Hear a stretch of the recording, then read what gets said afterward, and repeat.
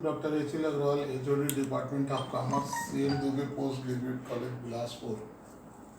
This is my 6th video lecture. I have already told you in my 5th video lecture up to 9th schedule. In this video lecture, I will tell you about 10th schedule of balance sheet of General Insurance Company. This is the 10th schedule, जिसमें fixed assets स्थायी संपत्तियों के बारे में बताया, आपको calculation करना है। उसमें पहला है गुडविल, दूसरा है इंटेंजिबल स्पेसिफाई अमूर्त संपत्ति, लैंड फ्री होल्ड जो बिल्डिंग्स वगैरह हैं उसका, land hold property, lease hold property जो लीज में लिया गया है, buildings, furniture and fittings, information technology equipment सूचना प्रौद्योगिकी संबंधित उपकरण, vehicles, office equipment, other specified nature, इसको टोटल करेंगे। उसके बाद वर्क इन प्रोग्रेस यदि कुछ है तो उसको जोड़ेंगे, ये टोटल ग्रैंड टोटल होगा। उसके बाद प्रीवियस ईयर का जो होगा उसको। शेड्यूल नंबर 11 अनुसूची 11 कैश एंड बैंक बैलेंस के बारे में है। देखिए इसमें पहले नंबर पे लिखा है cash including cheques, drafts and stamps. Second में है bank balance, deposit accounts, short term due within 12 months. उसके बाद है अदर्स, उसके बाद current account balance, other to be specified, money at call and short notice with banks with other institutions, other to be specified, balance with non scheduled banks including in 2 and 3। इसको total करेंगे तो cash and bank balance का आंकड़ा आपको मिल जाएगा। इसके बाद schedule 12 अनुसूची 12 एडवांसेज एंड अदर असेट्स के बारे में है ये। इसमें पहला है advances, reserve deposit with ceding companies, application money for investments, prepayments, advances to directors officers को जो अग्रिम दी गई है उसको लिखेंगे, advance tax paid and tax deducted at source, net of provisions for taxation, other to be specified. इसको total करेंगे, टोटल ए।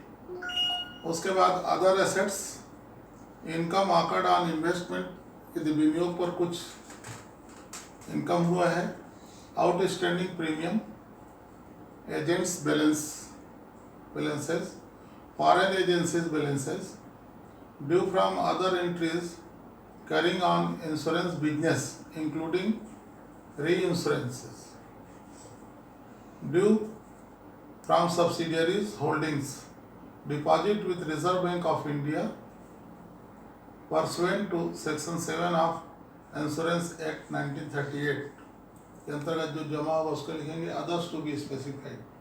इसको टोटल करेंगे, टोटल बी आ जाएगा। शेड्यूल 13 करंट लायबिलिटीज के बारे में है। एजेंट बैलेंस जो आपको भुगतान करना है, balance due to other insurance company, किसी दूसरी इंश्योरेंस कंपनी को जो देना है उसका कुछ बैलेंस है तो उसको लिखेंगे। Deposits held on reinsurance ceded, premiums received in advance,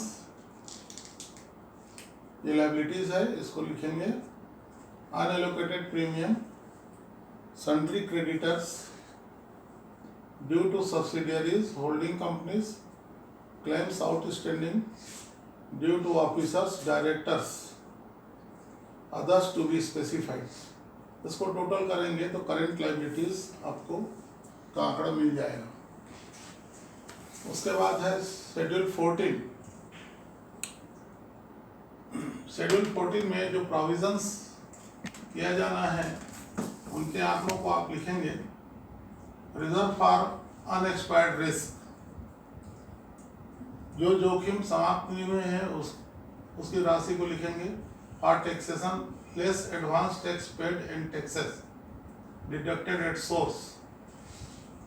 for proposed dividend, जो लाभांश देना उसकी राशि को लिखेंगे। For dividend distribution tax,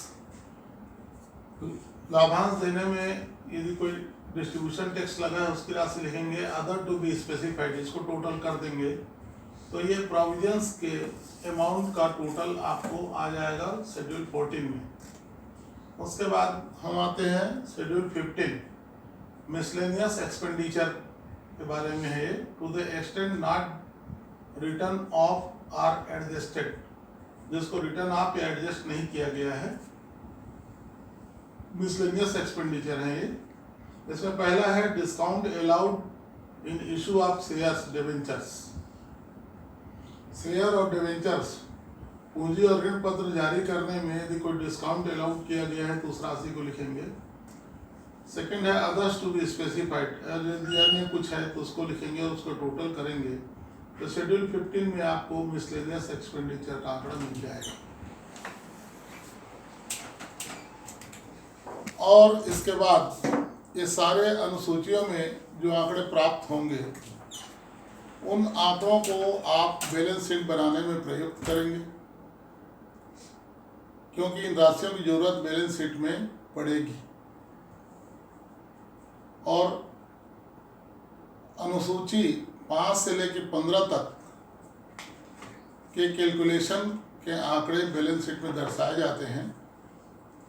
balance sheet कैसे बनाया जाएगा, उसका क्या फॉर्मेट होगा और उसका एग्जाम्पल कैसे सॉल्व करेंगे, ये मैं आपको अपने नेक्स्ट वीडियो लेक्चर में बताऊंगा। Thank you.